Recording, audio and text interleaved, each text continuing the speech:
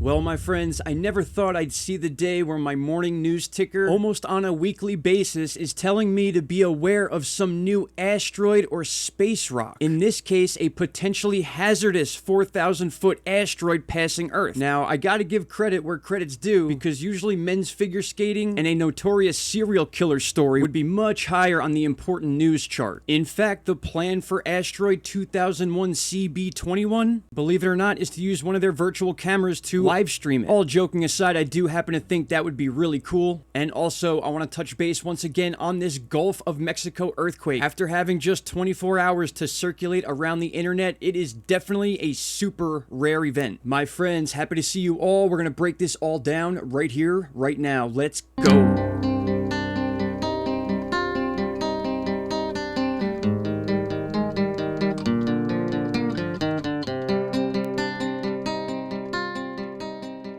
Welcome back, everybody. It is February 7th, 2022. All right, and I want to look at this earthquake again from the Gulf of Mexico. I'm sure many of you, at least those of you that follow my channel or channels like mine, you already know that this is a super rare earthquake. Now, I understand when it comes to the magnitude of this earthquake, it doesn't seem like anything that's significant, but we can actually use the database of the USGS to prove that this is a fairly unique situation. So what we're going to do is go to Search Earthquake Catalog. You're going to find a page just like this. We're going to set it to a minimum of a 2.5 magnitude, which means it'll cover pretty much any significant earthquake that has taken place in the Gulf. We don't need a maximum. We're going to set the custom date all the way back to 2005, and I'm going to tell you why in just a second. Now, as far as the region, we're going to get in here and specifically focus on just the Gulf of Mexico. This way we know we are only searching the region we want to know about, and that should give us a good general area of where we're going to be searching. You go ahead and click Use This Region, and then when you click on the search button, this is exactly what happens every time. Absolutely nothing shows up. And that doesn't even include the earthquake that did just happen within the last few days. So whether that's a glitch within the catalog itself or not, I'm not sure, but there really seems to be scarce data on the Gulf of Mexico and earthquakes. They do have this article right here, which I'll link in the description, Earthquakes in the Gulf of Mexico. It kind of goes on to explain how most of any significant earthquake out of the 10 they talk about, they stress this number of only 10 significant earthquakes ever taking place in the Gulf, 2 of them happening on the same day in 2006, which is why I backtracked the data on the USGS chart to 2005. I am not going to pretend to know the science behind the earthquake situation in the Gulf, but what I wanted to show you is that there is plenty of documentation about this 6.0 that took place on September 10th in 2006, but I have a feeling that since we've had another earthquake in the Gulf, people are going to start digging into this a lot more, and I do hope that is the case. But moving on here, we're going to talk about the latest asteroid that is making news today. It seems like once a week we are getting an asteroid story about a close approach, a NEO, something of that nature. Many times